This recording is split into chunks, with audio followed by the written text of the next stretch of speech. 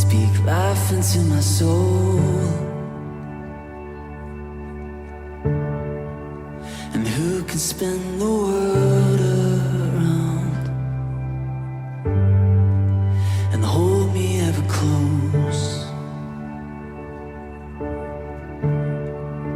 And who can search the depths of me and love me to the core? And who controls the world I see and walks me through it all?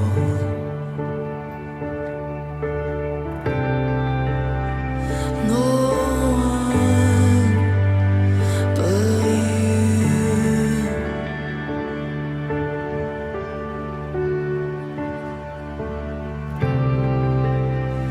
No one but you.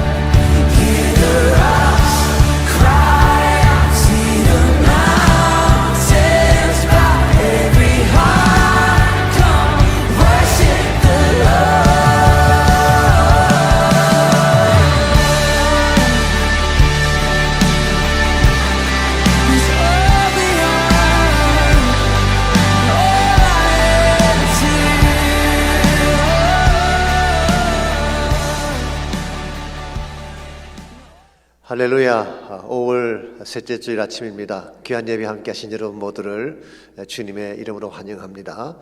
이 주일 마음을 정돈하시고 우리 다 함께 기도하심으로 2021년 5월 16일 주일 예배를 하나님 앞에 드리시겠습니다.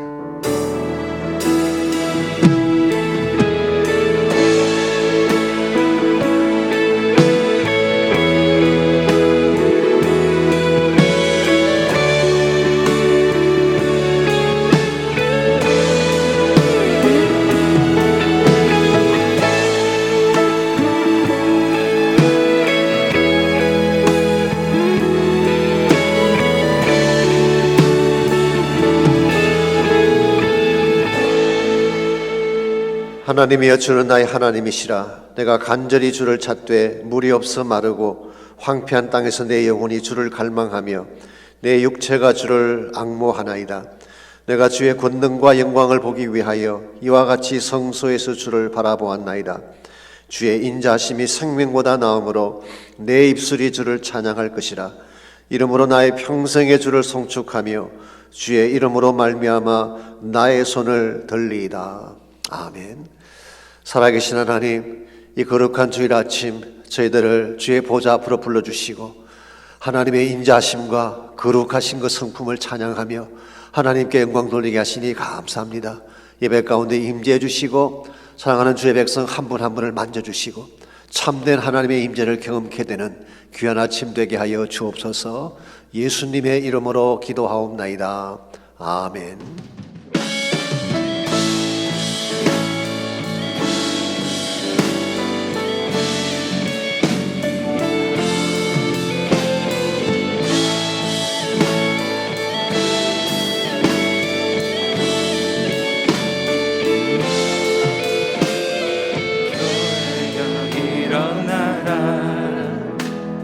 주께서 부르시니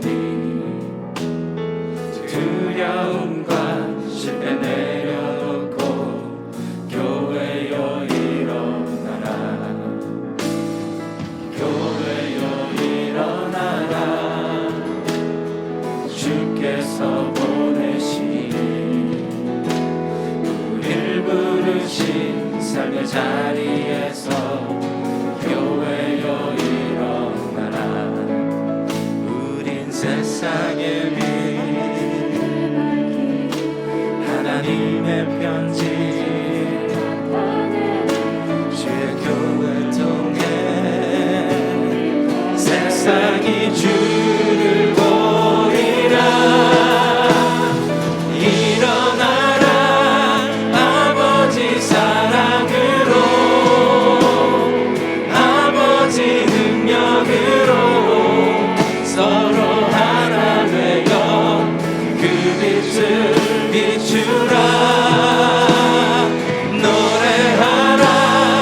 아버지의 사랑을 아버지의 크심을 이 삶의 노래로 주님을 나타내라.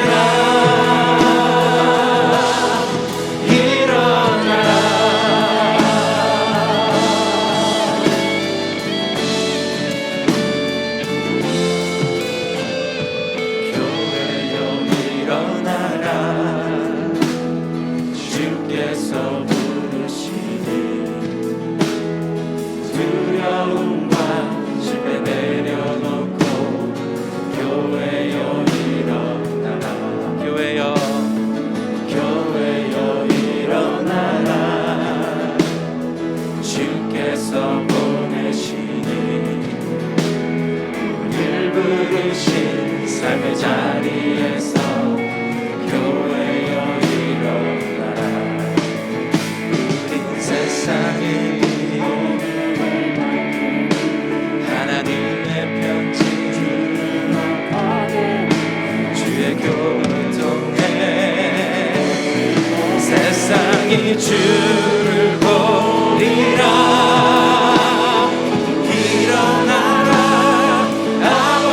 사랑으로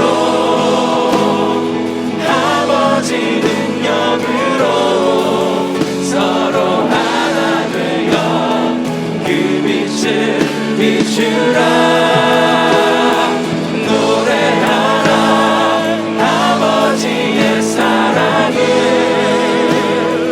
아버지의 크심을 이 삶의 노래로 주님을 나타내라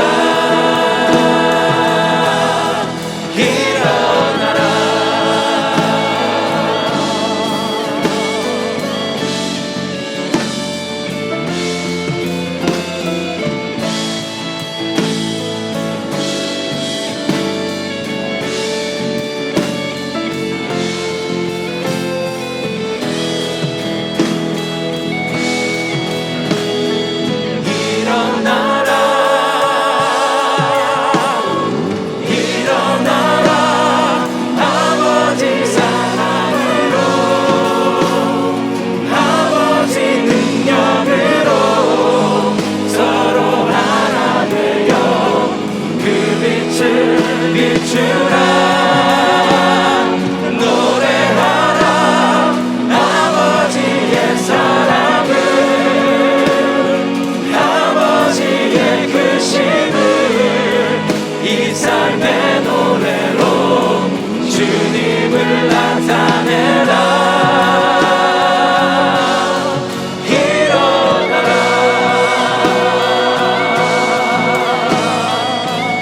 오늘도 우리를 부르신 주님 앞에 나갑니다. 할렐루야.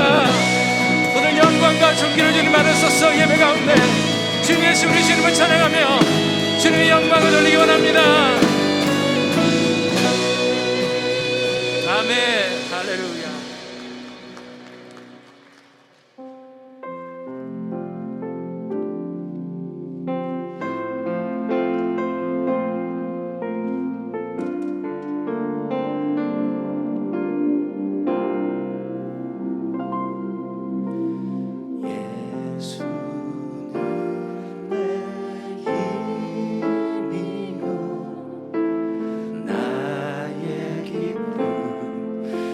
참 소망 그 이름의 생명이 내 삶의 이유라.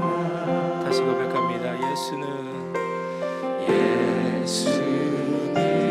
내 힘이요 나의 기쁨 내 참 소망 그 이름의 생명이 내 삶의 이유라. 오직 주만 따라갑니다. 오직 주만 높이 받으소서. 내 평생에 그 이름을 그의 선하심을 세상에 노래합니다. 그 이름에 그 신 능력 영원한 생명이 내 삶의 이유라. 내가 사나 죽으나 내가 사나 죽으나 그 이름을 위하여 내 모든 것 드리니 나를 받으소서. 오직 주만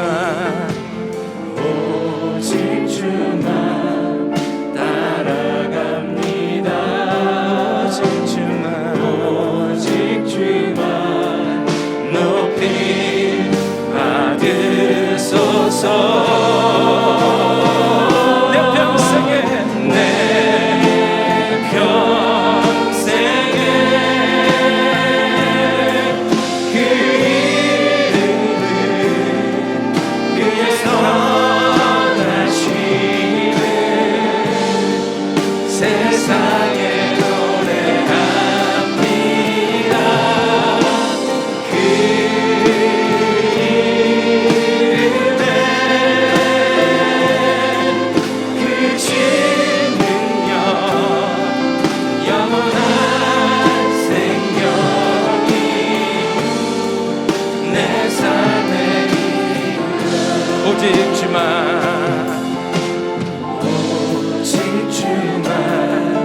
따라갑니다.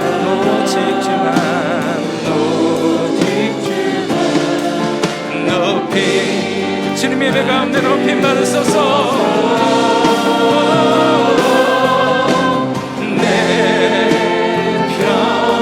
평생에 주 이름을 그의 선하심을 세상에 노래합니다. 그 이름에 그 진능력 영원한 생명이 내 삶에 주님 오늘도 나의 평생에 내 평생에 그 이름을 그의 선하심을 세상에 노래합니다. 주님 그 이름에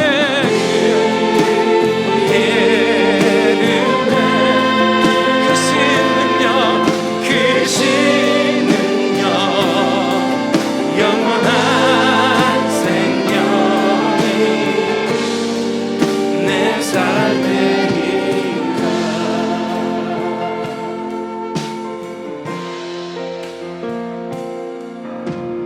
나는 하나님을 예배하니 예배자입니다. 내가 서 있는 곳 어디서나 하나님을 예배합니다. 내 영혼 거룩한 은혜를 향하여 내 마음 완전한 하나님 향하여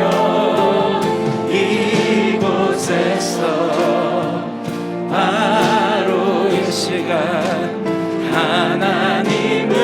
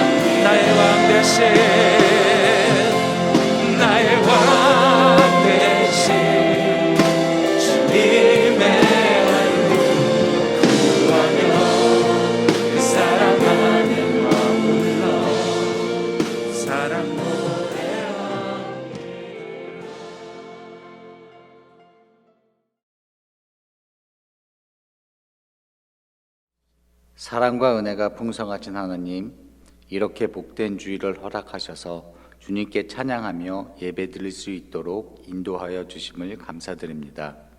또한 주님의 은혜로 이 고난의 시간을 잘 통과하고 모든 예배를 다시 회복시켜 주심을 감사합니다.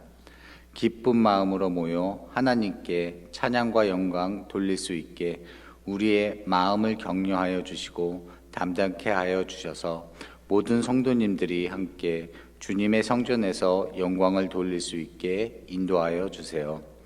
한 주간 저의 삶을 돌아봅니다. 날마다 실수하고 넘어지지만 예수님을 바라보고 또 다시 일어섬으로 예수님을 온전히 의지할 수 있도록 도와주시고 주님의 말씀이 저의 삶의 실체가 되어서 하나님의 말씀이 경험되어지고 그 말씀이 저희가 살아가는 지혜와 능력이 되길 원합니다. 그래서 죄임을 알면서 세상을 택하는 어리석음을 범하지 않기를 기도드립니다. 6월 6일에 있는 선교 축제를 시작으로 새롭게 선교에 헌신하는 계기가 되게 하여 주시고 성도님들이 기쁨으로 동참하여 하나님의 영광이 가득한 교회가 되길 원합니다. 또한 단기 교회를 떠나는 팀장님들을 위해 기도합니다. 하나님이 주시는 거룩한 부담감으로 기도로서 준비하게 하여 주시고 하나님의 능력으로 행할 수 있게 영적인 민감함을 허락하여 주세요.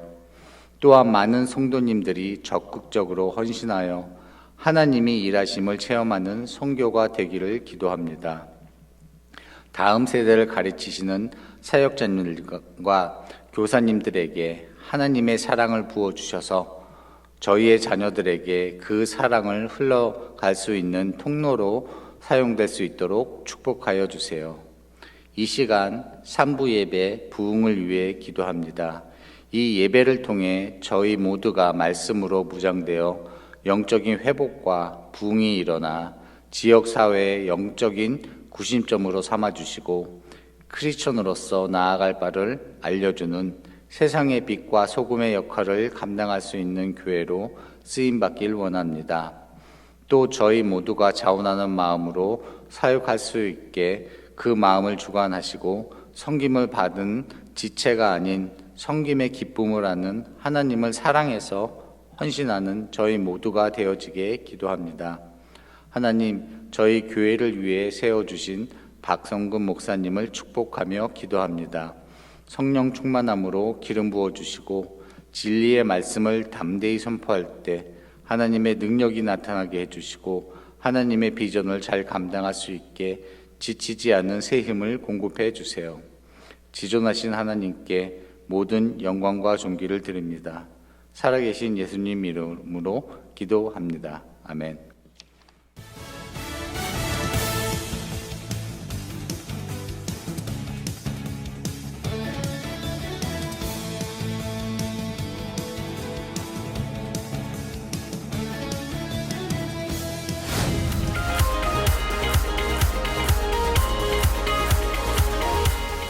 하나님의 풍성한 은혜 가운데 봄학기 온라인 제자훈련을 마쳤습니다. 12주간의 모든 훈련 과정을 마치고 수료하신 성도님들께 축하를 드립니다. 예수님을 닮은 참된 제자의 모습으로 섬기는 삶을 사시기 바랍니다. 또한 기도로 함께 후원해 주신 모든 성도님들께 감사드립니다. 오늘 2부 예배 시간에 수료식이 있습니다. 함께 축하해 주시기 바랍니다.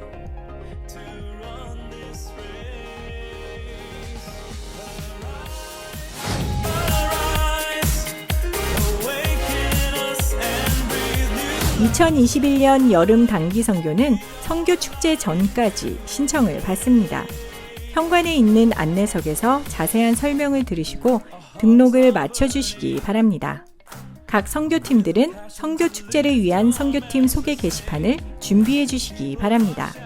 특별히 6월 19일에 처음 출발하는 멕시코 1팀에 많은 참여를 부탁드립니다. 팀장인 정영호 안수집사를 중심으로 고창한 선교사가 사역하는 멕시코 엔세나다 지역에서 사역하게 됩니다.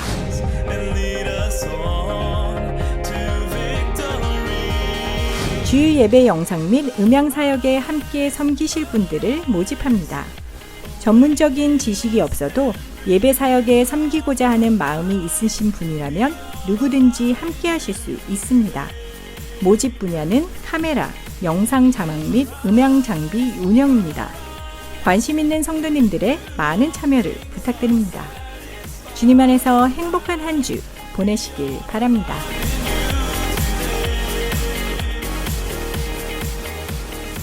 귀한 예배 함께 하신 성도 여러분 모두를 다시 한번 주의 이름으로 환영합니다.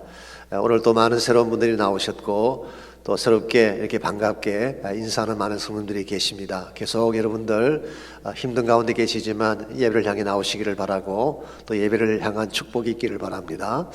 각 가정에서 또 온라인으로 예배하시는 모든 분들의 삶 가운데도 동일한 은혜 축복이 넘치시기를 바랍니다. 광고에서 보신 것처럼 6월 6일 선교 축제가 있습니다. 선교를 시작하는 그런 란칭하는 의미도 있고 또 온 성도가 함께 모여서 선교에 대해서 기도하고 또 헌신하는 그런 의미가 있습니다. 특별히 그날 우리 선교팀들이 같이 나와서 소개도 받고 간증도 하겠습니다. 여러분께서 기도로 잘 준비해 주시고 모두 함께 해 주시기를 바랍니다. 또한 여름 단기 선교팀 등록 신청을 속해 주셔야 됩니다. 그래서 6월 6일 이전까지 팀이 확정이 돼야지 우리가 준비도 할 수가 있고 소개도 할 수가 있겠습니다. 아울러서 영상과 음향에 도우실 분들을 모집한다는 광고가 나갔습니다. 아시는 대로 온라인 예배를 우리가 하게 되면서 더 많은 인력이 필요하게 됐습니다. 여러분 가운데에 헌신할 수 있는 분들은 꼭 말씀해 주셔서 함께 동력해 주시기를 바랍니다. 그 외에 나머지 광고를 잘 참조하셔서 함께 해 주시기 바랍니다. 이 시간 드릴 헌물을 위해서 함께 기도하겠습니다. 하나님 감사합니다. 하나님께서 저희들의 보호자가 되어주시고 모든 것의 공급자가 되어주시며 무슨 일을 나가든지 우리와 함께 동행하시는 동행자가 되어주신 것을 감사합니다. 한 주간의 삶의 터전에도 주께서 함께 해주심으로 성도들을 지키시고 인도하시는 은혜 감사하옵고 이 시간 주님 앞에 예배하는 가운데에 정말 우리의 마음과 정성을 담은 소중한 예물을 주 앞에 올려드립니다. 11조 헌물과 감사의 제목들과 선교와 섬김을 위해 드리지 모든 헌물을 축복하시고 주의 영광 위에 쓰임받는 아름다운 예물 되게 하여 주옵소서. 예수님의 이름으로 기도하옵나이다. 아멘.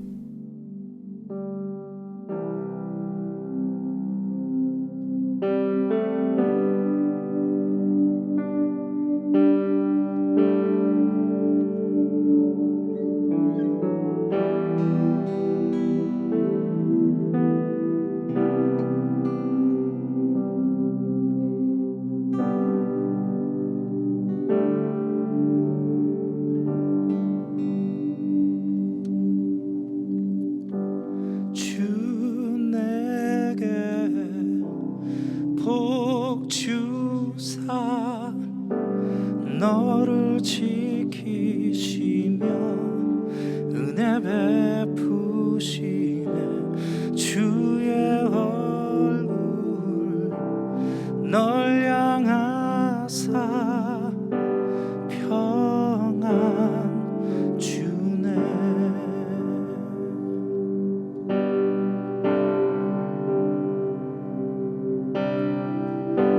주 내게 복 주사 너를 지키시며 은혜 베푸시네 주의 얼굴 널 향하사 평안 주네.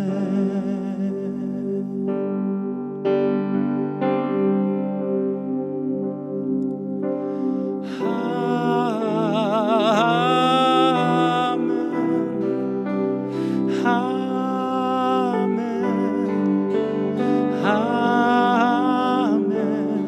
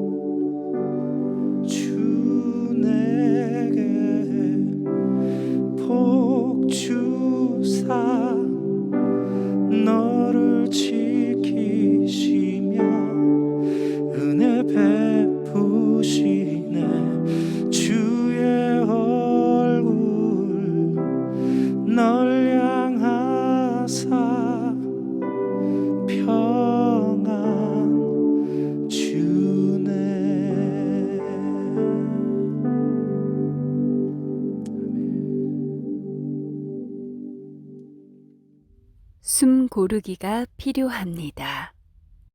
여호수아 5장 1절로 12절까지 말씀입니다. 요단 서쪽의 아모리 사람의 모든 왕들과 해변의 가나안 사람의 모든 왕들이 여호와께서 요단물을 이스라엘 자손들 앞에서 말리시고 우리를 건너게 하셨음을 듣고 마음이 녹았고 이스라엘 자손들 때문에 정신을 잃었더라. 그때에 여호와께서 여호수아에게 이르시되 너는 부싯돌로 칼을 만들어 이스라엘 자손들에게 다시 할례를 행하라 하시매 여호수아가 부싯돌로 칼을 만들어 할례산에서 이스라엘 자손들에게 할례를 행하니라. 여호수아가 할례를 시행한 까닭은 이것이니 애굽에서 나온 모든 백성 중 남자 곧 모든 군사는 애굽에서 나온 후 광야길에서 죽었는데 그 나온 백성은 다 할례를 받았으나 다만 애굽에서 나온 후 광야길에서 난 자는 할례를 받지 못하였음이라. 이스라엘 자손들이 여호와의 음성을 청종하지 아니하므로 여호와께서 그들에게 대하여 맹세하사 그들의 조상들에게 맹세하여 우리에게 주리라고 하신 땅, 곧 젖과 꿀이 흐르는 땅을 그들이 보지 못하게 하리라 하시매 애굽에서 나온 족속, 곧 군사들이 다 멸절하기까지 40년 동안을 광야에서 헤매었더니 그들의 대를 잇게 하신 이 자손에게 여호수아가 할례를 행하였으니 길에서는 그들에게 할례를 행하지 못하였으므로 할례 없는 자가 되었음이었더라. 또 그 모든 백성에게 할례 행하기를 마침에 백성이 진중 각 처소에 머물며 낫기를 기다릴 때에 여호와께서 여호수아에게 이르시되 내가 오늘 애굽의 수치를 너희에게서 떠나가게 하였다 하셨으므로 그곳 이름을 오늘까지 길갈이라 하느니라. 또 이스라엘 자손들이 길갈에 진쳤고 그달 14일 저녁에는 여리고 평지에서 유월절을 지켰으며 유월절 이튿날에 그 땅의 소산물을 먹되 그날에 무교병과 볶은 곡식을 먹었더라. 또 그 땅의 소산물을 먹은 다음 날에 만나가 그쳤으니 이스라엘 사람들이 다시는 만나를 얻지 못하였고 그 해에 가나안 땅의 소출을 먹었더라. 아멘. 우리는 스피드의 시대를 살고 있습니다. 무식은 빨라야 좋다고 하는 스피드 선호 사상이 있는 것이 사실이죠. 자동차도 빨라야 되고 비행기도 빨라야 만족을 합니다. 인터넷이나 핸드폰 속도가 빨라야 구입을 하죠. 심지어 먹는 음식도 빨리 나와야지 손님들이 좋아합니다. 몇 년 전에 얼바인 지역에 지엘로라고 하는 커피 전문점이 오픈을 했습니다. 물론 COVID-19 이전의 스토리이긴 합니다만은 문전성시를 이루었다고 합니다. 지엘로라고 하는 이 단어가 이태리 말인데요. 물론 스페니쉬도 사용을 하지만 heaven이라는 뜻입니다. 천국이라는 의미를 갖고 있습니다. 왜 사람들이 이 집을 좋아할까요? 이유는 딱 한 가지입니다. 텍스트로 미리 주문을 하고 가게 되면 단 1초도 기다리지 않고 곧바로 픽업할 수 있기 때문이라고 합니다. 이와 같이 빨리 나오는 커피이기 때문에 이름을 지엘로, 헤븐리 커피라고 지었다고 하네요. 이것 마시는 사람은 혹시 천국도 빨리 가시는 거 아닌지 모르겠어요. 이와 같이 빠르고 분주하게 사는 것을 미덕이라고 생각하는 경향이 우리에게 있는데요. 과연 빠른 것이 꼭 좋기만 한 것일까요? 저는 그렇지 않다고 생각합니다. 너무 빨리 달리느라고 소중한 것을 놓칠 가능성이 있기 때문에 그렇습니다. 예를 들어서 너무 빨리 달리느라고 가꿔야 될 인간관계를 놓치게 된다면 이건 축복이 아니죠. 너무 분주하게 사느라고 건강을 잃어버리게 된다면 이것 역시 위험한 것입니다. 심지어 너무 바쁘게 사느라고 하나님 만날 시간조차 없다면 영적으로 건강할 수가 없는 것입니다. 이런 면에서 우리가 보이는 일이나 성공도 중요하지만 더 소중한 것은 하나님과 함께 달리는 것입니다. 그래서 리차드 폴스터라고 하는 분은 이 칼 융의 글을 인용하면서 이런 말을 한 적이 있죠. 조급함은 마귀에게 속한 것이 아니라 마귀 그 자체다, 이런 말을 했습니다. 우리가 조급하게 서두르는 삶은 우리가 생각하는 것보다 훨씬 더 나쁘고 심각한 문제라고 하는 것입니다. 그것은 하나님을 따르는 삶이 아니라 마귀를 추종하는 삶이라고 그런 지적을 했습니다. 유진 피러슨 교수도 유사한 말을 한 적이 있습니다. 분주함은 경건의 표지가 아니라 결손의 표지다, 이런 말을 했어요. It's not a sign of devotion, but it's a sign of defection. 이것은 하나님을 잘 믿는다고 하는 증거가 아니라 오히려 삶의 중요한 부분이 결핍된 증거라고 하는 것입니다. 진짜 가져야 될 영적인 것을 갖지 못했기 때문에 세상적인 것을 추구하느라고 바쁘게 산다고 하는 그런 지적이었습니다. 실제로 사람들이 바쁘게 사는 이유가 자신을 더 중요한 존재로 부각시키기 위해서라고 합니다. 바쁜 척 해야지 사람들의 인정을 받고 박수를 받는 그런 현실이 우리에게 있죠. 그래서 미국 사람들이 하는 이야기 중에 이런 재미있는 이야기가 있잖아요. 어떤 변호사 한 분이 개업을 했습니다. 근데 손님이 없는 것입니다. 그래서 매번 사무실을 혼자 지키고 있는데 어느 날 드디어 한 사람이 사무실을 찾아왔습니다. 그때 그 변호사는 전화기를 들고 통화를 하기 시작을 했습니다. 사무실 찾아온 사람에게는 자기가 바빠서 그렇다고 양해를 구하고 전화기를 붙잡고 다른 고객과 열심히 통화를 한 것입니다. 전화를 끝낸 후에 사무실을 찾아온 사람에게 물었습니다. 무엇을 도와드릴까요? 그랬더니 그 사람이 대답하기를, 아니 도움 받으러 온 게 아니라 사실은 전화기 회사에서 나온 것이라고, 이 사무실 전화 라인이 고장 났다고 해서 고쳐주려고 왔다는 것입니다. 결국 변호사는 바쁜 척하면서 가짜 통화를 한 것이 들통나게 된 케이스죠. 여러분, 바쁘게 산다고 인생이 꼭 존귀해지는 것일까요? 그렇지 않습니다. 오히려 천천히 가더라도 바르게 달려야지 참된 열매를 맺게 되는 것입니다. 특별히 여러분과 저는 예수님을 따르는 그리스도인인데요, 크리스찬들은 하나님과 함께 가는 것을 배워야 됩니다. 그래야지 바르게 달릴 수가 있고 끝까지 완주할 수가 있는 것입니다. 성경 말씀에 하면은 하나님이 우리 모든 인생의 시작자가 되고 마지막 최후 종결자가 된다고 말씀하고 있습니다. 인생의 모든 것은 하나님께 달려있는 것입니다. 그러므로 우리가 그저 바쁘게 분주하게만 달릴 것이 아니라 하나님과 함께 달려서 하나님의 뜻을 이루는 것이 더 소중한 과제라고 하는 것입니다. 이런 측면에서 혹시라도 너무 분주하게 달리고 계신다면 우리가 잠깐 멈추어 서서 숨 고르기를 해야 될 필요성이 있습니다. 이 숨 고르기라고 하는 것은 달리는 길을 멈추고 숨을 가다듬는 것을 의미하는 것이죠. 숨 고르기를 하려면은 브레이크가 필요해요. 멈춰서지 않으면은 숨 고르기를 할 수가 없는 것입니다. 이런 측면에서 우리 신앙생활도 무작정 앞만 향해 달릴 것이 아니라 하나님 안에서 잠깐 멈추어 서서 숨 고르기를 하면서 내 삶을 점검하는 것, 대단히 중요한 것입니다.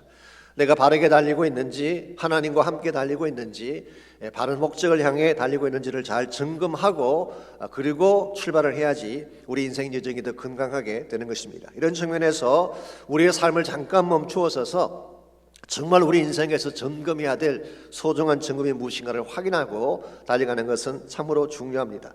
우리가 어떻게 할 때에 우리가 잠깐 멈춰선 상태에서 하나님 안에서 바른 것들을 점검하고 달려갈 수가 있을지 오늘 주신 이 본문을 중심으로 함께 정리해 보려고 합니다. 오늘 같이 읽은 본문에 보시면 가나안 전쟁을 앞두고 하나님이 이스라엘 백성을 잠깐 멈추게 한 사실이 기록이 되어 있습니다. 먼저 1절 말씀 보시기 바랍니다.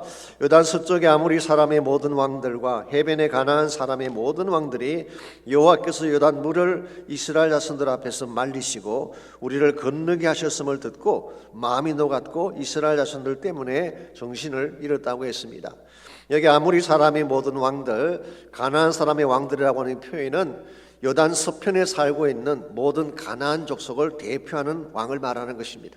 자, 이들이 이스라엘 백성이 요단강을 건너서 가나안 땅을 향해 달려온다는 소식을 듣고 어떤 마음을 가졌다는 것입니까? 마음이 녹을 정도로 공포심에 사로잡혔다고 설명하고 있습니다. 우리가 만일 전략적인 차원에서 생각을 한다면요, 지금이야말로 가나안을 침공해야 될 최적기라고 볼 수가 있겠습니다. 왜냐하니까 그들이 사기가 가장 떨어졌을 때에 두려워하며 힘들어할 때에 공격하게 되면 승리할 확률이 많지 않겠습니까? 그런데 2절 말씀 보시면 이와 같은 때에 하나님께서 좀 특별한 분부 하나를 내리고 계십니다. 2절, 그때 여호와께서 여호수아에게 이르시되 너는 부싯돌로 칼을 만들어 이스라엘 자손들에게 다시 할례를 행하라 하시매 그랬어요. 할례를 행하라고 분부를 하셨습니다. 그리고 사람들이 보시면은 실제로 이스라엘 자손에게 할례를 행했다고 성경은 말하고 있죠. 오늘 본문에서 부싯돌로 칼을 만들어 그러니까 어떤 분들은 이 너무 원시적이지 않냐, 야만적이지 않나 그렇게 생각할지 모르지만요, 이게 가장 과학적이라고 합니다. 이 부싯돌에는 병균이 없대요. 만일 칼이나 쇠로 자르게 되면 이 독이 들어가게 되는데 부싯돌이 가장 안전하다고 합니다. 그래서 이스라엘 백성들이 부싯돌로 칼을 만들어서 표피를 잘라내는 이런 할례 예식을 한 것입니다. 할례라고 하는 것은 창세기 17장에 나오죠. 하나님이 아브라함과 언약을 맺은 후에 언약의 징표로 행하게 하신 것입니다. 그래서 원래 할례라고 하는 것은 태어난 지 8일 만에 행하도록 그렇게 말씀하셨어요. 오늘 본문에서 말하는 할례는 그런 케이스가 아닌 것 같습니다. 난지 8일 되는 아이들에게 할례를 행하라는 것이 아니라 온 이스라엘의 남자들을 대상으로 할례를 받으라고 한 것입니다. 4절과 5절을 보시면은 좀 더 구체적인 내용이 나와 있습니다. 여호수아가 할례를 시행한 까닭은 이것이니 애굽에서 나온 모든 백성 중 남자 곧 모든 군사는 애굽에서 나온 후 광야 길에서 죽었는데 그 나온 백성은 다 할례를 받았으나 다만 애굽에서 나온 후 광야 길에서 난 자는 할례를 받지 못하였습니다 그랬어요. 자, 애굽에서 나온 출애굽 1세대죠. 1세대는 다 할례를 받고 나왔습니다. 그런데 그 다음 세대인 광야에서 태어난 이스라엘 후손들은 할례를 받지 못했다는 것입니다. 즉 지난 38년 동안 할례를 행하지 않았기 때문에 할례를 받지 못했어요. 그런데 이제 가나안 땅에 들어가기 전에 이 모든 남자들에게 이 할례를 받으라고 말씀한 것입니다.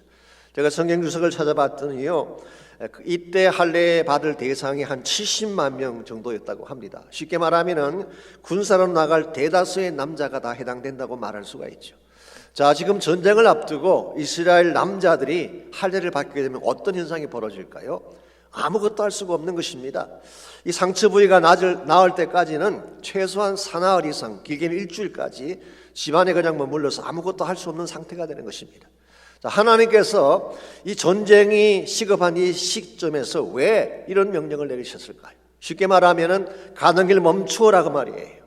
하나님께서는 이스라엘 백성의 진군을 멈추어 서게 하고 최소한 일주일 내지 열흘 정도를 길갈이라는 지역에 머물게 하신 것입니다. 왜 하나님께서 이와 같이 그들의 발걸음을 멈추게 하셨을까요? 그것은 가나안 정복보다 더 중요한 일이 있었기 때문에 그렇게 한 것입니다. 그것이 뭐냐고 하면 영적으로 먼저 자신들을 준비시키는 것입니다. 이것이 먼저 선행이 돼야지 가나안 전쟁도 가능하고 땅도 차지하게 되는 것입니다. 사실 여러분 가정의 삶을 보게 되면요, 우리는 일이나 사역을 먼저 앞설 때가 있죠. 사역이 중요하고 일이 중요하긴 하지만 우리가 일하고 사역만 집중하느라고 진짜 해야 될 영적 준비를 못할 때가 있어요. 이것은 대단히 위험한 것입니다.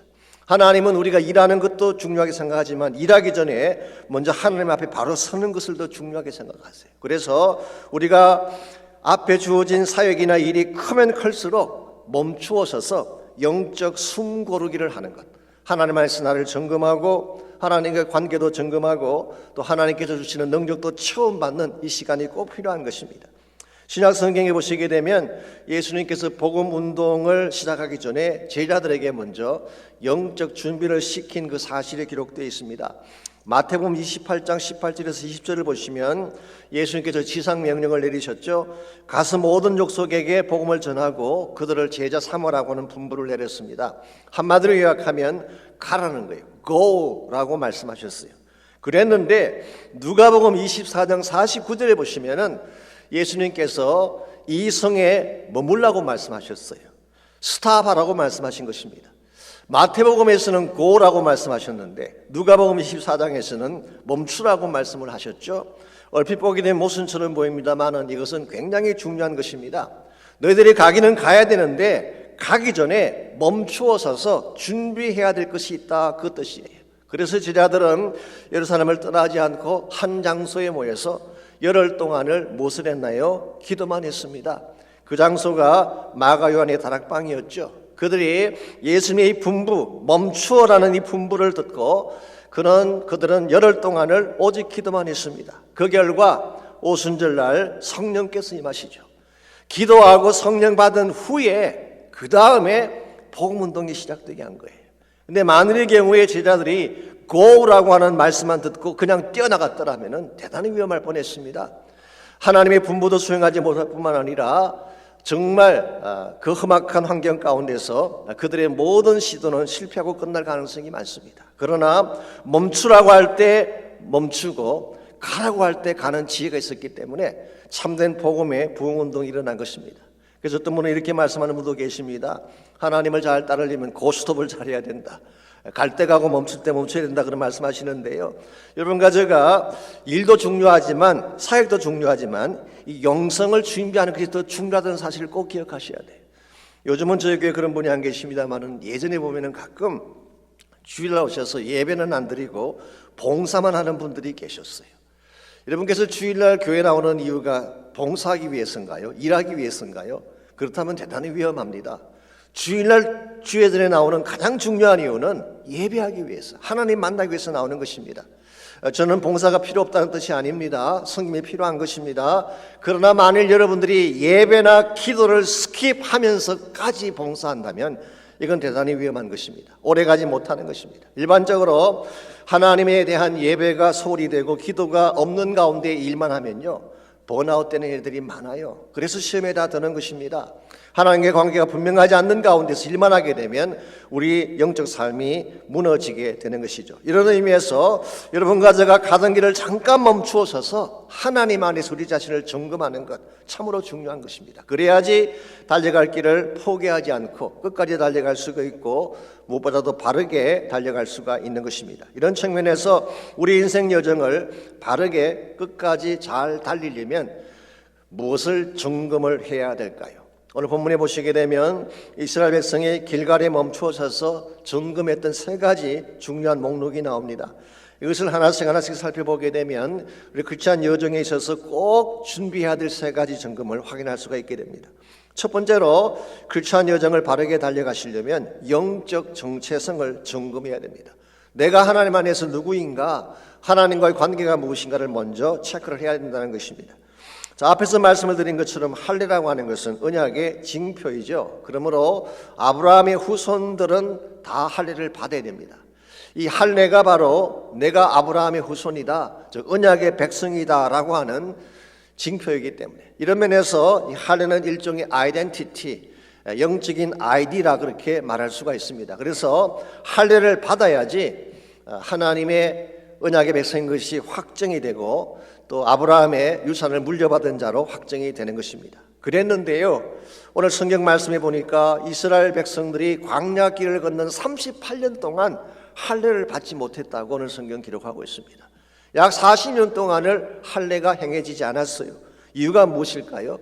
사실은 여러 가지 많은 해석들이 있습니다. 어떤 주석가는 광야 기간 동안에는 이스라엘이 다른 민족과 같이 사는 케이스가 아니기 때문에 굳이 구별할 필요가 없어서 그랬다, 그렇게 설명하는 분도 있고, 어떤 분들은 할례라고 하는 것은 가나안의 언약이지 광야 기간 동안에 꼭 지킬 필요가 있는 것은 아니었다. 그래서 광야를 다니는 동안에는 할례가 필요 없다, 그렇게 해석하기도 했습니다.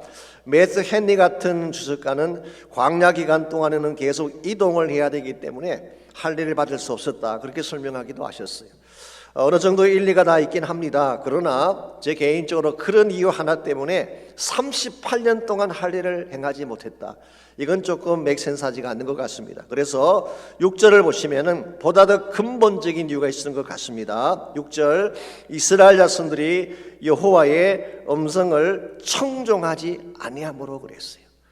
여기서 여호와의 음성을 청종하지 않은 것이 무엇을 언급하는 것일까요? 이것은 바로 출애굽 1세대가 가데스 바네아 지역에서 하나님을 거역한 사건을 언급하는 것입니다. 기억하시겠지만 그때 10명의 정탐꾼이 부정적인 보고를 하지 않았습니까? 이 땅에 들어갈 수 없다는 보고를 했습니다. 이 보고를 억셉트한 이스라엘 백성이 하나님이 주신 언약의 땅을 거부했어요. 이것은 하나님의 언약에 대한 반역이고 불신이라고 할 수가 있겠습니다. 그래서 이 백성이 먼저 하나님의 언약을 불신했기 때문에 하나님께서도 그들을 언약의 백성으로 인정할 이유가 없었습니다. 그래서 그들 세대 1세대는 다 광야에서 죽임을 당하게 되죠. 여기서 끝나지 않습니다. 그의 바로 후손들까지도 할례를 받지 못한 채 38년 동안 광야를 헤맨 것입니다.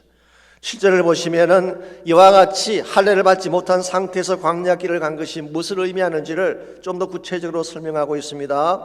그들의 대를 잇게 하신 이 자손에게 여호수아가 할례를 행하였으니 길에서는 그들에게 할례를 행하지 못하였으므로 할례 없는 자가 되었기 때문이다. 이게 할례 없는 자라는 표현이 나오죠. 이 말은 다른 말로 표현하면은 이방인처럼 되었다 그런 뜻이에요. 언약이 없는 백성, 하나님과 아무 상관이 없는 백성으로 38년 동안을 헤맨 것입니다. 이것을 우리가 다른 의미로 고아와 같은 삶이다 그렇게 말할 수가 있어요. 그들의 아버지가 없었어요. 그들이 누구인지가 확실하지 않았어요. 신분도 없고 정체성도 없는 가운데에 38년 동안 고아처럼 헤매했던 이 백성들에 대해서 하나님께서 이제는 할례를 받음으로 영적 준수성을 회복하라고 말씀하고 있는 거예요. 그래서 이제 가나안 땅에 들어갈 때는 하나님 언약의 백성으로서 가나안 땅을 차지하게 하기 위해서 다시 할례를 행하게 하신 것입니다. 구절을 계속 보시면은 그들이 와 같이 거기에서 할례를 받음으로 그들에게 주어질 축복이 소개가 되어 있습니다. 9절 여호와께서 여호수아에게 이르시되 내가 오늘 애굽의 수치를 너에게서 떠나가게 하였다 하셨으므로 그곳 이름을 오늘까지 길갈이라 하느니라 그랬어요. 여기서 표피를 잘라내는 그 행위를 애굽의 수치를 잘라버리는 행위로 묘사를 하고 있습니다. 그렇다면 애굽의 수치가 무엇을 의미하는 것일까요? 아마도 노예 신분을 의미할 가능성이 있습니다. 과거에 이스라엘이 애굽 땅에 살면서 노예처럼 종처럼 살았죠. 그러면서 그들이 겪었던 수많은 수치와 멸시가 있었는데 이 모든 것을 전부 다 없애버렸다는 것입니다. 다 잘라내버렸다는 것입니다. 그리고 이와 같이 과거의 모든 수치와 노예됨을 잘라버린 그 순간부터 이제 우리는 하나님의 자녀가 되었음을 선포하게 된 것이죠. 이와 같이 과거의 아픔, 과거의 실패, 과거의 수치를 다 잘라낸 곳이 길갈이었기 때문에 사실은 그 장소 이름을 길갈이라고 부르게 했어요. 길갈의 뜻이 무엇일까요? 오늘 본문 밑에 있는 풋노트를 보시면 이렇게 되어 있습니다. 굴러간다는 뜻이다. 영어로 표현하면 circle of stones 혹은 어떤 영어 성경은 rolling stones, 락 그룹의 이름이기도 하죠. rolling stones라고 번역을 했습니다. 돌을 굴려버린다 그런 뜻이에요. 이 길갈이라고 하는 지역은요 나중에 이스라엘의 영적 중심지가 되고 정치적 중심지가 됩니다. 그리고 여기에서 비로소 언약의 백성으로서 그들의 정체성이 회복된 장소예요. 굉장히 중요한 것입니다. 여러분 가정의 삶에 있어서도 우리가 무슨 일을 하기 전에 먼저 확인해야 될 것이 내가 누구인가를 확인하는 거예요. 내가 정말 하나님의 자녀가 됐나? 어떤 신분을 가지고 일을 하려고 하는가? 이걸 먼저 확인을 해야지 일도 바르게 처리할 수가 있고 하나님의 도움도 받을 수가 있습니다. 만약 우리가 이 신분에 대한 확인 없이 나의 힘으로 문제를 풀려고 하면 문제가 풀리지 않아요. 왜냐하면 우리 자신이 가진 힘이라고 하는 것은 한계가 있기 때문에 우리의 능력만으로 절대로 가나안 7족 물리칠 수 없습니다. 우리의 힘만으로 험악한 세상 풍파 이겨낼 수가 없는 것입니다. 그런데 만일 우리가 하나님의 자녀가 되면, 그래서 그분 안에 거하게 되면 우리의 존재 가치가 달라지는 것입니다. 아무도 우리를 함부로 대할 수가 없고 함부로 건드릴 수가 없어요. 왜 그럴까요? 하나님이 우리 아버지가 되시기 때문에 그 아버지가 우리를 보호하시고 건져주시지 않겠습니까? 그래서 이사야 41장 10절을 보시게 되면 이사야는 이와 같은 말씀을 기록하고 있습니다. 앞에 보시게 되면 하나님께서 이스라엘을 나의 택한 야곱, 나의 벗 아브라함의 자손이라고 이렇게 지칭을 하신 후에 10절에서 이렇게 약속을 하셨어요. 두려워하지 말라, 내가 너와 함께함이라. 놀라지 말라, 나는 네 하나님이 됨이라. 내가 너를 굳세게 하리라. 참으로 너를 도와주리라. 참으로 나의 의로운 오른손으로 너를 붙들리라 말씀하셨어요. 여기에 우리 인생 문제 해결의 근본 원천을 하나님으로 표현하고 있습니다. 여러분과 제가 하나님의 자녀가 되어서 그분 안에 들어가기만 하면 하나님이 직접 그분의 손으로 붙잡겠다는 거예요. 도와주시겠다는 것입니다. 굳세게 만들어주시겠대요. 그러므로 두려워하지 말고 하나님의 손만 붙들라고 하는 것입니다. 이 말씀에 의하면 정말 중요한 것은 우리를 대적하는 대적이 아닙니다. 험악한 환경이 정말 문제가 아니에요. 우리가 하나님 안에 어떤 존재로 거하느냐가 중요한 것입니다. 만약 여러분과 제가 하나님 안에 깊이 거하며 하나님의 자녀의 삶을 누리게 된다면 무슨 일을 당하든 염려할 필요가 없습니다. 하나님이 친히 앞장서셔서 우리를 보호하시고 도와주실 것이기 때문에 이런 면에서 여러분과 제가 하나님의 자녀가 되었음을 확신하고 그 자녀됨을 누리는 것 굉장히 중요한 것입니다. 제가 오래전에 금요저녁에 말씀을 전할 때에 10번에 걸쳐서 소개했던 책이 한 권 있습니다. 깊은 기도의 행로라고 하는 책, 기억나실지 모르겠어요. 우리가 기도의 산으로 올라가기 위해서 넘어가야 될 10가지 그 난관에 대한 말씀을 제가 소개해드렸습니다. 그 책의 저자가 릭 이스트만이라는 목사님이에요. 이분은 원래 아프리카로 가셔서 선교센터를 짓고 문서 선교를 하려고 준비하던 분입니다. 그때 그분의 나이가 25세였는데요.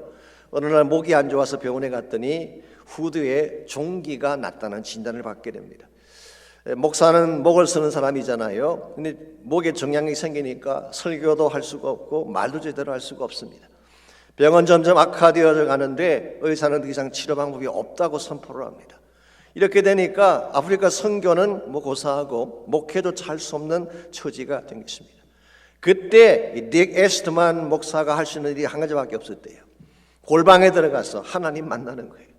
하나님 앞에 나가서 기도하는 것 외에는 아무것도 할 일이 없었다고 합니다. 그래서 매일 그는 하나님께 나가서 기도하고 하나님과 깊이 교제하고 말씀 가운데서 하나님을 만난 것입니다. 그러더니 놀라운 일이 무엇인지 아십니까?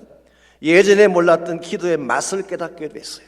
하나님과 교제하며 기도하는 것이 이렇게 아름답다는 사실을 깨닫게 되고 그는 시간이 흘러가면서 더 깊이 하나님을 만나는 삶을 살았더니요, 언제 없어졌는지 종량이 사라지고 없어졌어요. 문제가 끝난 것입니다. 그리고 기도의 눈을 뜨게 된 이분이 비로소 사역의 방향을 결정하고 그래서 쓴 책이 바로 깊은 기도의 행로라는 책입니다. 그리고 세계를 변화시키는 기도 학교를 만드셨어요. Change the World School of Prayer라는 학교를 만드셔서 그 학교를 통해 수많은 기도의 용사들을 기르는 사명을 감당하고 계세요.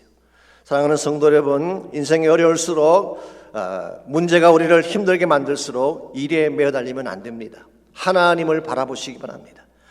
힘들 때일수록 하나님께 나아가서 그분을 만나게 되면 하나님이 우리의 모든 문제를 다스려 주시고 우리의 수치와 실패를 길갈처럼 굴려버리셔서 존귀하고 아름다운 삶을 살게 하는 것입니다. 이런 면에서 우리가 크리스찬 여정을 바르게 달려가려면 1차적으로 하나님 안에서 내가 누구인가를 확인하는 영적 전세성이 필요합니다. 두 번째로 은혜의 원천을 점검해야 하는 것입니다. 내 존재의 진짜 이유가 무엇인가? 내가 어떻게 해서 여기까지 오게 됐는가? 이 하나님의 은혜죠. 이 은혜의 원천이 하나님이라는 사실을 점검을 해야지 바르게 달려갈 수가 있습니다. 10절 말씀 보시면 이스라엘이 길갈에서 행했던 두 번째 일이 소개가 되어 있습니다. 10절 제가 읽습니다. 또 이스라엘 자손들이 길갈에 진쳤고 그 달 14일 저녁에는 예리고 평지에서 유월절을 지켰다고 했습니다. 여기 보시면은 그 달 14일, 즉 첫 번째 달 14일을 말합니다. 그날 저녁에 유월절을 지켰어요. 사실은 이것이 이스라엘 백성이 세 번째로 지키는 유월절 절기였습니다. 첫 번째 유월절은 어디서 지켰을까요? 출애굽하던 그날 밤에 애굽에서 지켰습니다. 두 번째 유월절은 민수기 9장 1절에서 5절 말씀에 의하면은 그들이 시내 산을 떠나기 전에 유월절을 지켰다는 기록이 나옵니다. 그리고 나서 그들이 가데스 바네에서 하나님께 불순종한 이후로 지난 38년 동안 한 번도 유월절을 지키지 않았어요. 여러분, 유월절이 어떤 절기입니까? 하나님의 어린 양의 피를 통해 그들을 구속한 것을 기념하는 절기 아닙니까? 사실은 유월절은 출애굽을 가져오게 한 결정적인 사건이었습니다. 이스라엘 민족을 노예 결박을 풀고 자유민족으로 세워준 결정적인 사건이었죠. 다른 말로 표현하면 그들의 그들됨을 가능케 한 은혜의 원천이 바로 유월절이었습니다. 그랬는데 이스라엘 백성이 지난 38년 동안 이걸 안 해왔어요. 그것은 그들 자신의 힘을 의지하지 하나님을 의지하지 않았다는 증거가 된 것입니다. 그래서 자신들의 노력과 힘으로 광야를 개척해 온 것처럼 생각하며 살아왔기 때문에 유월절을 지키지 않고 은혜를 따라 살지 아니하고 자기 방식대로 살아온 거예요. 그 결과 어떻게 되었나요? 잘 살았습니까? 아닙니다. 행복했을까요? 아닙니다. 바르게 달려왔을까요? 아닙니다. 계속 돌기만 하고 헤매기만 했잖아요. 하나님 이와 같은 그들의 모습을 보신 후에 가나안 땅에 들어가면 동일한 실수를 반복하지 않게 하기 위해서 가나안으로 들어오는 첫 지경 평지에서 유월절을 지키게 한 것입니다. 이 말의 의미는 이제 가나안 땅에 들어오게 되면 자신의 힘 믿지 말고 이 모든 것을 가능케 한 근본 원인자이신 하나님을 기억하며 살라는 의미를 주신 것입니다. 쉽게 표현하면 본질로 돌아가라는 거예요. 하나님과 십자가만 붙들라는 것입니다. 그래야지 신앙 궤도를 벗어나지 않고 바르게 달릴 수가 있기 때문에 그렇습니다. 사실 오늘 여러분 같이도 가끔 본질을 벗어날 때가 있죠. 십자가보다는 세상을 기웃거릴 때가 있습니다. 왜 그런지 아십니까? 세상이 더 화려해 보이고 세상 따라가면 더 풍성한 것이 많은 것처럼 보이기 때문에 그런 거예요. 여러분 꼭 기억하실 것이 있습니다. 우리를 살린 참된 능력의 원천은 십자가밖에 없어요. 그래서 사도 바울은 십자가의 목숨을 건 것입니다. 예수 그리스도와 그의 십자가에 못 박히신 것 외에는 자랑할 것이 없다고 선포했잖아요. 사실 바울만큼 자랑거리가 많은 인생이 어디 있었습니까? 그런데 바울의 유일한 자랑은 십자가밖에 없었어요. 왜냐하니까 그것이 절대 가치이고 그게 모든 하나님의 은혜가 담겨 있기 때문에 그런 것입니다. 자, 오늘날 교회가 많이 힘들다고 말을 하는데요. 교회가 다시 회복되는 근본 비결은 다시 본질로 돌아가는 거예요. 십자가로 돌아갈 때에 희망이 생기고 생명력이 생기고 교회가 다시 교회다워지는 것입니다. 제가 얼마 전에 어떤 목사님이 쓰신 칼럼을 봤는데요. 제목이 이렇게 되어 있었습니다. 로마의 복음화, 복음의 로마화라고 하는 그런 제목의 글이었습니다. 우리가 그렇게 말을 하죠. 복음이 로마를 정복했다 그런 이야기를 하는데요. 이 말이 아주 틀린 말은 아닙니다. 그러나 맞는 말도 아니에요. 여러분 아시는 대로 주후 313년에 서로마를 장악했던 콘스탄티누스 대제가 그 당시 동로마 황제였던 레키니우스와 함께 밀라노 칙령을 발표하게 되죠. 이 밀라노 칙령은 로마 제국 안에 있는 모든 기독교를 국교로 인정을 하고 그들의 신앙 활동을 보장한다는 그런 내용이었습니다. 그래서 지하에 있던 교회가 왕궁으로 올라왔어요. 성직자들은 세금의 면제를 받고 정치와 권력을 누리는 그런 사람으로 대접을 받았습니다. 교회는 사회적 강자가 되어서 귀족들과 나란히 앉게 됐어요. 교회당의 건물은 황제 왕궁을 닮아가기 시작하고 예배는 마치 대관식처럼 화려해져 갔어요. 교인이 되는 것은 자랑거리가 되고 교회의 모든 중직들은 세상의 엘리트들이 차지하게 됐어요. 여러분 생각에 이것이 축복이라고 생각하십니까? 이것이 교회가 가야 될 바른 궤도였을까요? 아닙니다. 복음이 변질되고 세속화되었다 그런 이야기예요. 만약 오늘 한국 교회가 이와 같은 전철을 밟게 된다면 사실 상당 부분이 그렇게 힘이 담고 있다고 저는 생각을 합니다만 이건 대단히 위험한 현상이 아닐 수가 없습니다. 이것은 교회가 승리하는 길이 아니라 망하는 길이기 때문에 그런 것입니다. 여러분 예수님께서 말씀하신 세상 정복은 그런 것이 아니었어요. 복음의 영향력을 말합니다. 진리와 생명의 영향력을 말하는 것입니다. 그리고 이 모든 것의 핵심은 십자가였어요. 그러므로 교회이건 개인이건 다시 우리가 회복해서 부흥을 경험하기를 원한다면 본질인 십자가로 돌아가야 됩니다. 그리고 하나님이 아니면은 우리는 존재할 수 없다고 하는 철저한 은혜의 중심의 삶으로 돌아갈 때에 회복이 일어나기 시작하고 바른 궤도로 돌아와서 하나님의 뜻을 이룰 수가 있게 되는 것입니다. 이런 의미에서 여러분과 제가 하나님이 가라고 하시는 가나안 땅을 향해 즉 우리의 크리스찬 여정을 바르게 달려가고 끝까지 달려가기를 소원한다면 1차적으로는 하나님과의 관계성을 확인해야 돼요. 내가 하나님의 자녀가 되었나 하나님 안에 거하는가를 확인해야 됩니다. 두 번째는 내 삶의 원천이 하나님 은혜인 사실을 인식을 해야 돼요. 그래야지 우리가 본질을 벗어나지 않는 것입니다. 그러나 우리가 가나안 땅을 정복해 가려면 또 한 가지 중요한 점검이 필요한데 그것은 우리 삶의 현실성에 대한 점검이에요. 그래서 크리스찬 여정을 바르게 달려가려면 영성의 현실성을 점검을 해야 됩니다. 11절과 12절을 보시기 바랍니다. 6월절 이튿날에 그 땅의 소산물을 먹되 그날에 무교병과 볶은 곡식을 먹었더라. 또 그 땅의 소산물을 먹은 다음 날에 만나가 그쳤으니 이스라엘 사람들이 다시는 만나를 얻지 못하였고 그 해에 가나안 땅에 소출을 먹었다고 했습니다. 아시겠지만 6월절은 하루 지키는 것이죠. 그러나 무교절은 일주일 동안을 지키지 않습니까? 그래서 6월절 다음 날 그 땅의 소산으로 만든 무교병을 먹고 볶은 곡식을 먹었습니다. 아마 이 볶은 곡식이 보리였을 가능성이 많습니다. 밀이나 보리였을 가능성이 많은데요. 이것이 사실상 이스라엘 백성이 가나안 땅에 들어가서 먹은 첫 번째 소출이었다고 할 수가 있습니다. 한 가지 신비로운 사실이 있습니다. 그들이 그 땅의 소산물을 먹은 다음 날부터 만나가 그치고 다시는 만나를 먹지 못했다고 기록하고 있습니다. 이것이 의미하는 바가 무엇일까요? 저는 두 가지를 생각합니다. 첫 번째 의미는 만나의 초자연성을 말하는 것입니다. 어떤 분들은 만나를 벌레에서 나오는 분비물이다, 혹은 시나이 반도에서 나오는 식물의 진액이 말라서 생긴 것이다, 이렇게 자꾸 과학적으로 합리적으로 설명을 하려고 하지만 저는 그게 동의하지 않습니다. 만일 만나가 자연 현상 중에 하나였다면 그 후에도 계속 생겨나야 되는 것입니다. 그런데 그 후에 나타나지 않았어요. 그러므로 이 만나는 하나님이 광야 기간 동안만 주신 일종의 비상식품이다, 그렇게 말할 수가 있습니다. 두 번째 의미는 이것입니다. 이제는 광야 기간이 끝났으므로 현실로 돌아가라는 메시지가 담겨 있어요. 사실상 만나라고 하는 음식 참 신기하고 놀라운 음식입니다. 스킵 하이징 목사님의 표현을 빌리자면요, 비타민과 건강식품으로 만든 크리스피 크림 도넛, 이해가 되십니까? 아주 달고 맛은 있는데 건강에는 기가 막히는, 비타민이 듬뿍 들어있고 건강한 재료로 만든 음식, 이런 음식이 존재할지 모르지만 한마디로 환상적인 음식을 말하는 것입니다. 그랬는데 더 이상은 만나를 주지 않겠다는 거예요. 그 이유는 이제는 너희들이 그 땅에 들어가서 직접 일을 하고 그 땅의 소산을 먹어라, 그래서 만나를 스탑한 것입니다. 다른 말로 말하면 이제 주어진 현실 속에서 살아야 된다, 그런 메시지였습니다. 사실 이것이 영적 생활입니다.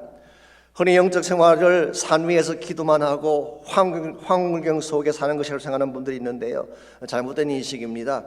바른 현성은 현실에 뿌리를 내려야 하는 것입니다. 왜냐하면 현실의 삶이 우리가 살아야 될 삶의 터전이기 때문에 그렇습니다. 그래서 복음서에 보시게 되면 한 번은 예수님이 수지자 3명을 데리고 산에 올라가지 않습니까? 그때에 정말 황홀한 모습으로 변화하셨어요. 그 장면을 본 베드로가 뭐라고 했어요? 주여, 여기가 좋사오니 여기에 초막셋을 짓고 영원히 살면 좋겠습니다. 그때 예수님 오케이 하셨나요? 아닙니다. 그들을 데리고 산 아래로 내려오셨어요. 산 아래 내려왔더니 누가 기다리고 있었습니까? 귀신 들린 아들을 안고 고통당하는 아버지가 기다리고 있었어요. 이 산 아래 문제가 있고 악한 영들의 역사가 있고 아픔과 질병이 있는 바로 그곳이 너희들이 사역해야 될 곳이야. 이 사실을 말씀하기 위해서 그들을 산 위에서 내려온 거예요. 여러분, 이런 의미에서 크리스찬 삶은 황홀경에 젖어서 혼자 사는 삶이 아닙니다. 현실 속에 들어와서 하나님 분바신 사명을 이루면서 살 때 바른 크리스찬 삶이 되고 성습관 그리스도의 삶이 되는 것입니다. 제가 지난주 토요일 제자훈련 전체 모임에서 잠깐 말씀을 했습니다만, 한국의 강원도에서 사역을 하셨던 대천덕 신부라는 분이 계셨죠. 이 신부라고 하니까 캐톨릭 신부인 줄 아시지만 그건 아닙니다. 성공회의 신부님이십니다.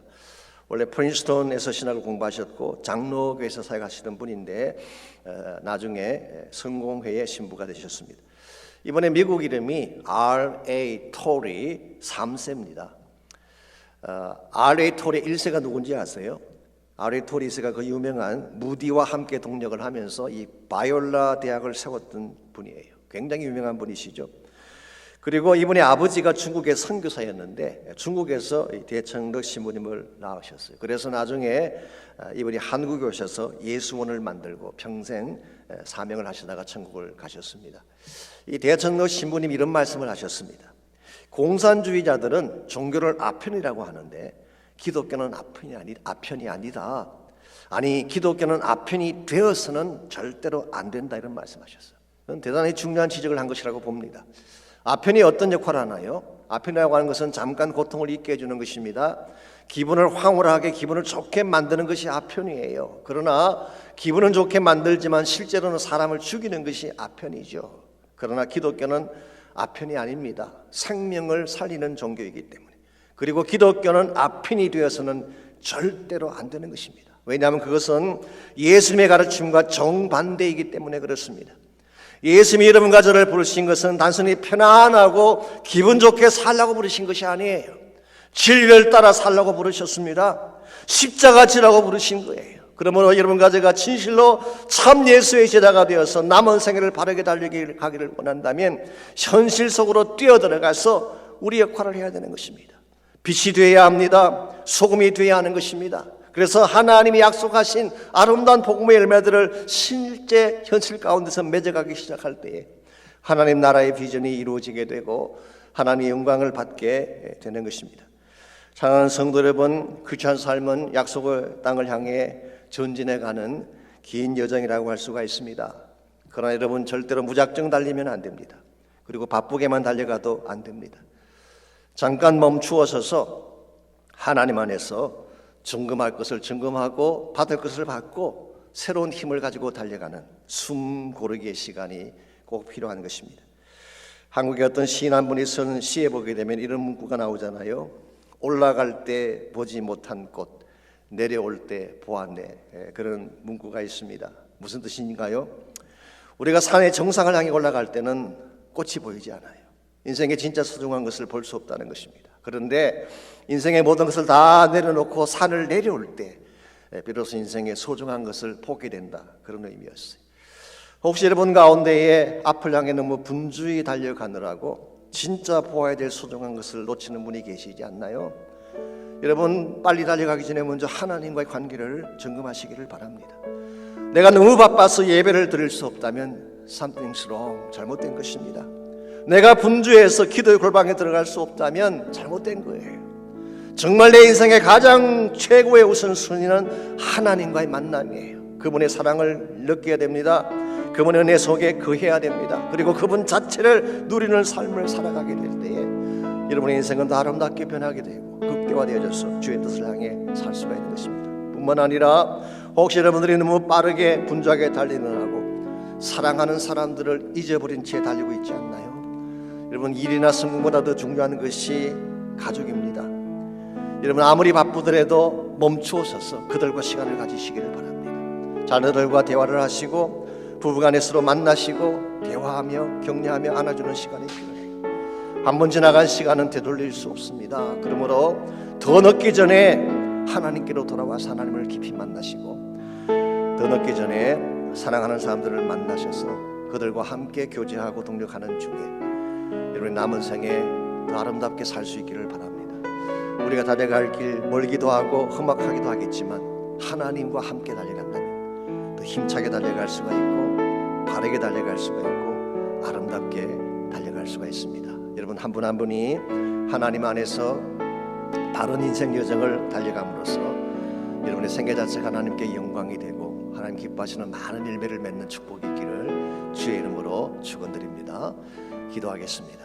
하나님, 한 번밖에 살 수 없는 인생인데 우리는 세상 일에 너무 바쁘기도 하고 분주하기도 하여서 하나님의 심정도 알지 못하고 지금 이 소중이는 가치도 바르게 생각하지 못하며 달려왔던 우리의 모습이 있었습니다. 하나님, 용서해 주시고 지금이라도 정말 소중한 것이 무엇인지를 다시 깨닫게 해주셔서 하나님 만나게 하시고 기도하게 하시고 성령 받게 하시고 참된 사역의 동력자들을 만나게 도와주셔서 주의 영광 위에 바르게 달려갈 수 있는 우리 모두 되게 하여 주옵소서. 예수님의 이름으로 기도하옵나이다. 아멘.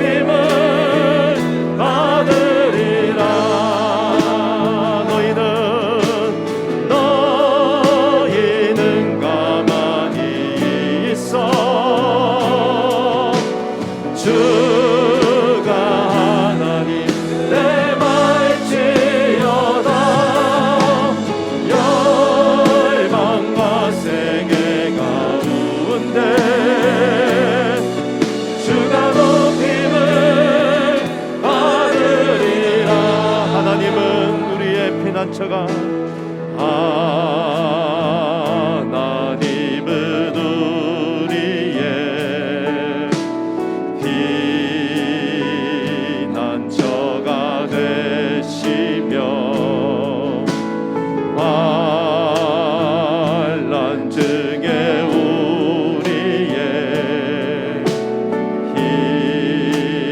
힘과 도움이 하나님은 우리의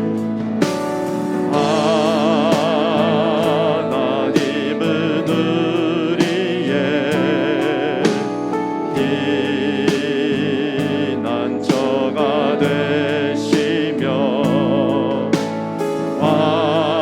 환난 측에 우리의 힘과 도움이시라. 너희는 가만히 있어 주가 하나님 대날지어다. 열방과 세계 가운데 주가 높임을 받으리라. 너희는 가만히 있어. 너희는 가만히 있어 주가 하나님 대날지어다. 열방과 세계 가운데 주가 높임을 받으리라. 사랑합니다. 사랑합니다. 내 아버지 찬양합니다. 내 엄마 따여 선포합니다. 예수 그리스도 주님 오심을 기다. 다시 한 번 더 사랑합니다. 내 아버지 사랑합니다. 내 아버지 찬양합니다. 찬양합니다. 내 엄마 따여 선포합니다. 예수 그리스도 주님 오심을 기다리며 주님 오심을 기다리며 주님 오심을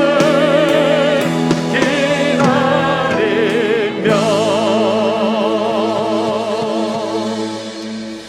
이제는 우리 구주 예수 그리스도의 은혜와 하나님 아버지의 무한하신 사랑과 성령님의 충만한 인자심이 이 시간 주님 앞에 나와 전심을 다해 예배하고 하나님을 만나고 돌아가는 모든 사랑하는 주의 백성 한 분 한 분에게 그들의 가정과 삶의 터전과 자녀들과 자손들 위해 이제로부터 항상 함께하여 주시기를 살아계신 예수님의 이름으로 간절히 축원하옵나이다. 아멘.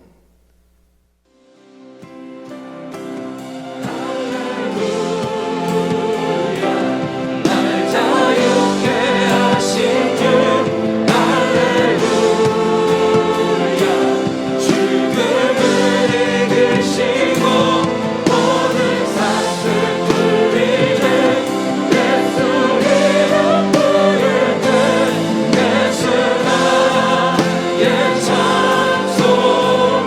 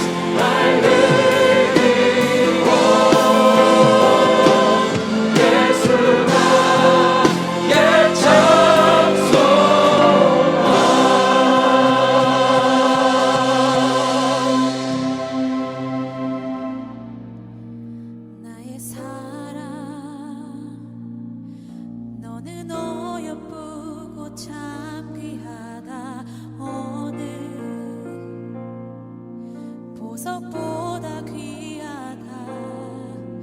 내가 사랑스럽지 않을 때 너를 온전히 사랑하고 너와 함께하려 내가 왔노라.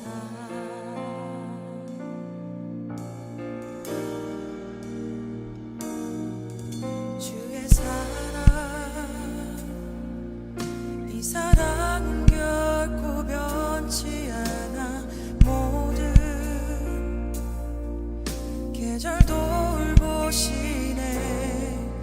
푸른 마르고 꽃은 시드나 주의 말씀은 진실해. 실수가 없으신